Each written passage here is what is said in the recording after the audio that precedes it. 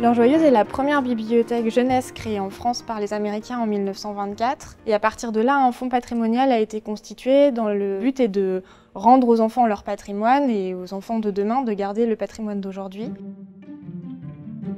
Et donc on a aujourd'hui un fonds d'environ 100 000 documents du XVIe siècle à nos jours qui constitue ce fonds patrimonial L'Heure Joyeuse, désormais intégré à la médiathèque Françoise Sagan dans le 10e arrondissement à Paris.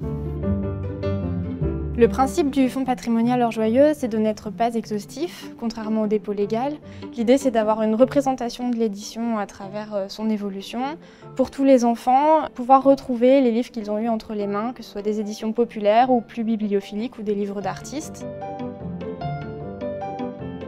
Nous avons des axes ou des types de documents particuliers sur lesquels nous accentuons la politique d'acquisition. En particulier les livres à système, les livres en tissu, les livres de coloriage, les livres illustrés par la photographie, les livres d'artistes et une collection de livres soviétiques qui a fait l'objet d'une numérisation en dehors de la BNF et qui constituait une première base qu'on souhaitait étendre et diversifier. Nous avons commencé à numériser avec la BNF dans le cadre d'un appel à coopération nationale. Donc l'idée était d'avoir un premier corpus déjà saisi dans Gallica de littérature pour la jeunesse. Nous avons choisi tout d'abord différents corpus qui seraient faciles à valoriser via notamment une coopération autour des albums Pinterest.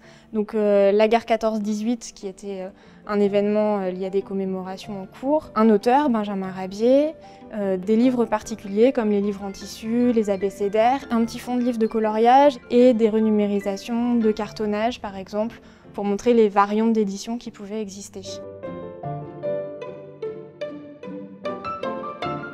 Pour compléter ces ensembles, nous avons utilisé un catalogue, le catalogue des livres imprimés avant 1924. Et donc nous avons numérisé non seulement ce catalogue, mais aussi tous les livres qui étaient référencés dans ce catalogue et libres de droit en français.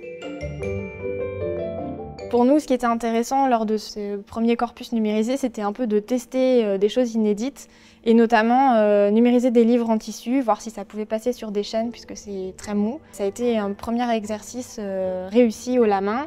D'ailleurs, ça fait partie des premiers livres qui ont été visibles dans Gallica dans l'interface publique avec un titre qui s'appelait Les Vacances.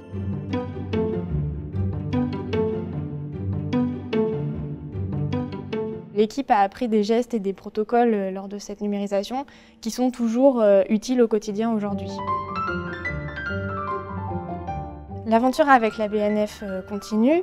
Nous avons d'ores et déjà 5000 pages prévues en plus cette année. D'autres numérisations sont prévues sur les années à venir et nous sommes ravis d'accueillir 9 nouveaux partenaires en littérature jeunesse qui vont pouvoir compléter les fonds et le corpus jeunesse dans Gallica puisqu'ils sont retenus pour le programme de coopération nationale.